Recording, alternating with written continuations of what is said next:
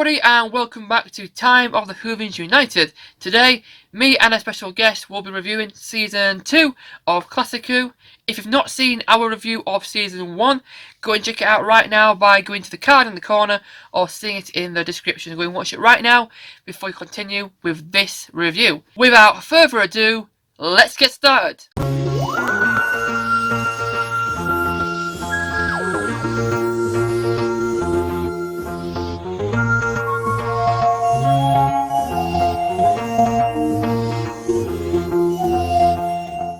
Hey guys, it's Cynical Who and welcome to this Season 2 review. Corey's asked me to come onto the channel and talk to you about the second series of classic Doctor Who. You may have seen me before, in fact you may not have seen me before as this is the first video I've shown my face and I could have picked a better day to do it, but oh well. You may have seen me under the name of Cynical Who before on YouTube. Hopefully Corey would have been nice and put my links in the description, he does that now and then. But I make Doctor Who reviews including new series and classic and artwork videos and every sort of it. If you're a Doctor Who fan, there's probably something there for you, so I'd consider subscribing. It would really help me out a lot. I'd also like to say thank you so much for Corey inviting me on this series. I'm so privileged to be in the second episode, and apparently this isn't the last you'll be seeing from me. Maybe that'll be good for some of you, but I'll be back to review Season 22, so stay tuned for that. So, let's get into it. A bit of context would probably be a bit appropriate. So, over the course of the first season of Doctor Who, I really like Season 1, and I love the way the Doctor's sort of dynamic with his companions change, because obviously in the first episode he's this grumpy old man, and over the course of the series he slowly gets changed by Ian and Barbara, and even Susan, mainly Susan actually.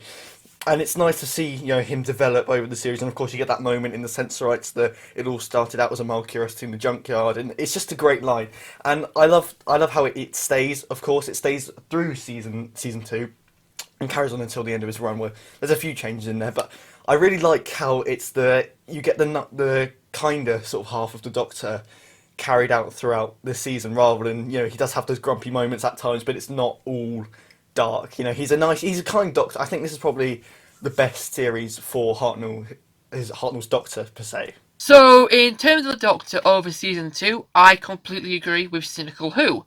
For me, he's more consistently better mannered throughout. He does have his little, spikes of bad temper, but mostly throughout he is good-tempered, he's well-mannered, he's quite warm. There are times where he's quite menacing and devious when he tries to outwit his villains, which is quite funny. Being really crafty about it, trying to be funny and outwit them in a funny way. I love those sort of moments. But it really develops into a better grandfather figure for me, because obviously he loses his granddaughter Susan, who leaves in the second story. But when Vicky comes along, he really tries to be a grandfather and really takes her under her wing and acts like a grandfather. So yeah, he's a lot more consistent when it comes to being better mannered, better tempered. He has his few spikes here and there, but mostly he's really good. Another point I'd like to make as well is that the Doctor, you can really see how much he's grown to love Ian and Barbara. At the start, he did not like Ian. Really didn't like him. But when those two tried to leave, he was adamant, he was stubborn, they are not leaving. And you can see how much he cared for them. When he decided, they want to go, it's their choice, let it be. You can see how distraught he was, and that was really good to see, how much he cared. It was sad, you could tell how sad he was, how affected he was. So to see his change from hating Ian and Barbara to loving them. Companions of Season 2 are great as well. Of course, Susan leaves only 2 episodes in with the Dalek invasion of Earth, and is replaced by, the next companion that comes along is Vicky, and I really like Vicky. She's probably my favourite companion from the season. She takes that sort of grandchild-esque place from Susan, and she creates her own role out of it. It's not like an exact replacement or copy, as I said. But when you think about it, there's a lot of companions in Season 2. You go through Ian, Barbara, Vicky, Susan, and Stephen at the end. So there's a nice array in there, and I think she sort of gets that middle ground of all of them. She has sort of stern moments, but she retains the sort of childlike nature that Susan had, which I don't know how the show would have been if we'd lost that. So Vicky is my favourite companion of the series, and Ian and Barbara are better in this season. I do have to say there's some great moments, especially in the Romans. I'll get onto that in a minute, but like there's some fantastic moments for the companions and Stephen in the chase, which is interesting. For the companions, I also agree with Cynical Who. Vicky is my favourite. Now it's weird saying this, but for me, Vicky is the better grandchild compared to Susan, who is the real grandchild. She comes along and she really fits into that role really, really well. She doesn't replace Susan, but she comes in and fits it in. The relationship that she has with the Doctor is very much like grandchild and grandfather. She respects him, she looks up to him, she sticks by his side, she loves him. So that's why I think she is a better grandchild than Susan. But she's very intelligent, she's smart, she's quite witty. I just think she's a better version of Susan. Now, Ian and Barbara, pretty much consistent all the way through. Very similar to their characterization in season 1, just probably a bit more better and developed. Their departure scene, really sad, really, really, really sad. Yeah, really sad to see them go. Really, really sad to see how their journey has progressed so far and so long. The ups and downs they've gone, and just to finally see them go. It's sad, but it's happy because that's what they've always wanted. They finally got what they wanted, but it is also sad. And then finally, Stephen. Stephen is very much similar to how Ian started off. Not believing that time travel does exist, and debating with the Doctor, saying no, it can't exist. I don't believe you. You're a fraud, sort of thing. And obviously, at the end, he gets fooled, and he realizes actually, yes, it does exist, and is willing to admit that. So yeah, he's a bit annoying at the start, but I do think he's got some real promise to being a decent companion in the next season.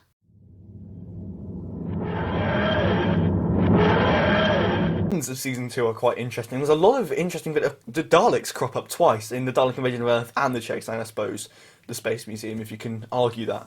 But I think there's a nice array. There's some more subdued. There's stories without villains, like if I just take a look, there's Planet of Giants. That doesn't technically have a villain. There's a few characters in there, but it's sort of undecided. Dalek, of course, there's 2 Dalek stories, as I said, but stories like The Rescue.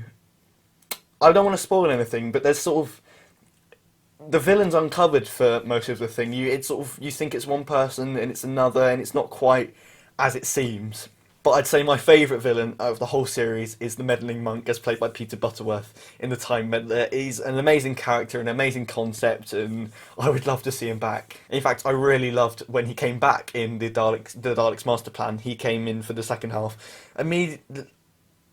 Admittedly, the story did take a more of a comedic route by that point. With the villains, yet again, I agree with Cynical Who. My favourite villain has got to be the meddling monk. He's cunning, he's devious, he's menacing, he's really mysterious. You don't really know much about him until that really good reveal where he has a TARDIS and is from the same race as the Doctor.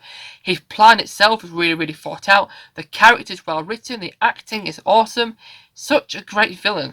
The Daleks in season 2 are better than season 1 because they are in the past when they were more powerful, so they look more scary, they're a lot more destructive, they're a lot more threatening than there was before. So definitely, and with 2 appearances, you can really see that they are starting to hate the Doctor and really want him dead, which is really cool to see.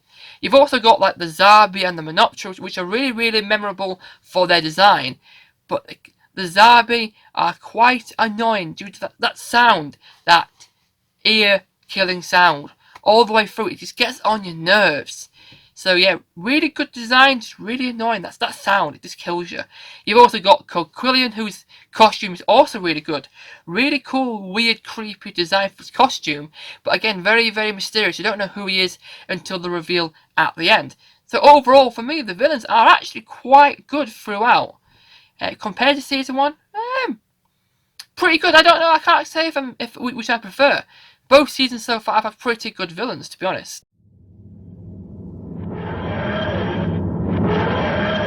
Starting off at number 9 is the Web Planet.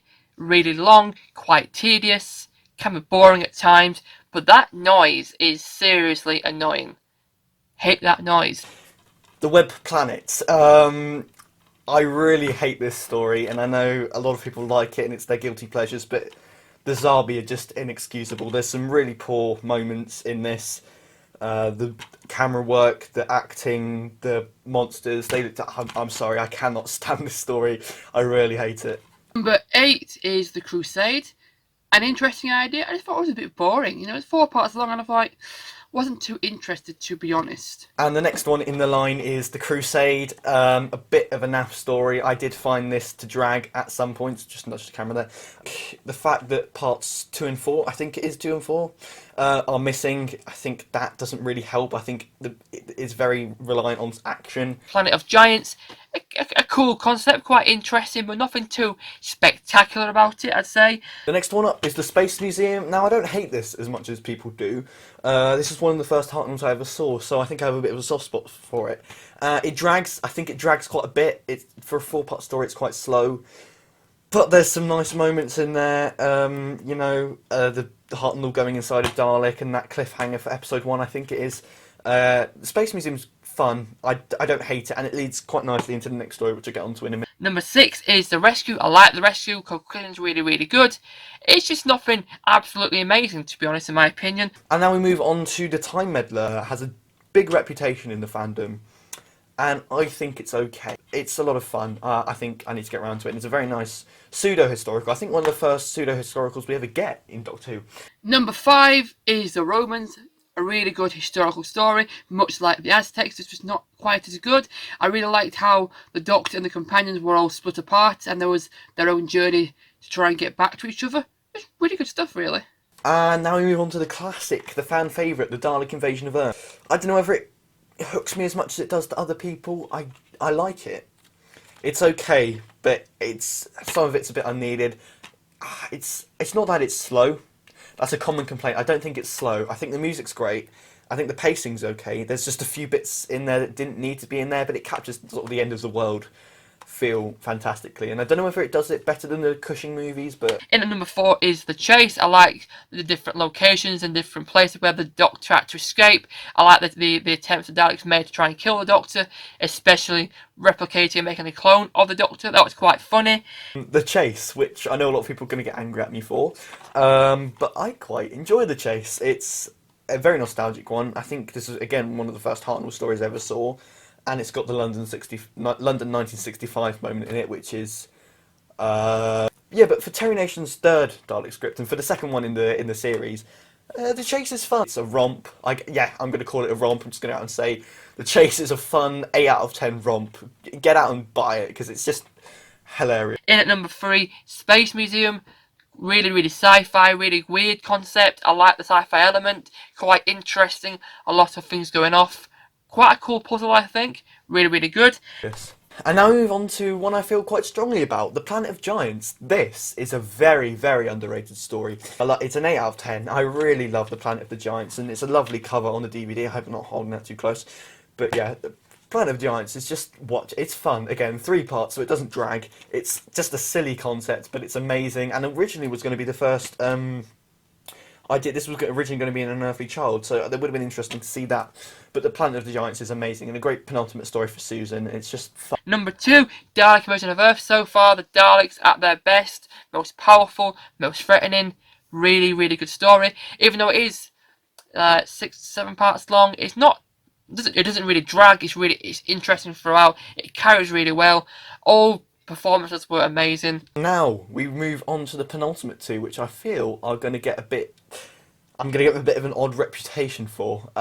So in second place, as a 9 out of 10, I'd give The Romans. In fact, The Romans story is very funny. It's light-hearted comedy, and everyone's fantastic in it. William Hartnell was amazing in The Romans, and I can't remember his name, but the guy who plays Nero is just fantastic. And Dennis Spooner, what a writer, honestly.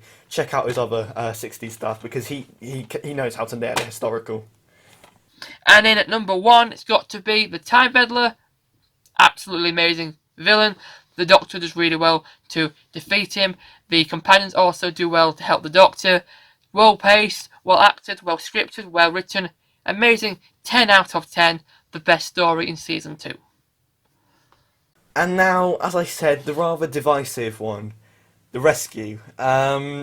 I don't know why I'd rate this, because I gave The Romans a 9 out of 10. I think I instantly regretted that, because I don't think I'd give this one a 9. I think it's at number 1 purely because it's underrated to hell. I give it an 8 or an 8.5. The Rescue is just so fun. It's 2 parts of just Buy The Rescue and the Romans in the box set together. I think it's like 10 or 11 quid on Amazon or HMV, wherever you want to buy your DVDs from. The Rescue is just a brilliant story, and I cannot recommend it enough. Feel free to argue with me in the comments. Fight me.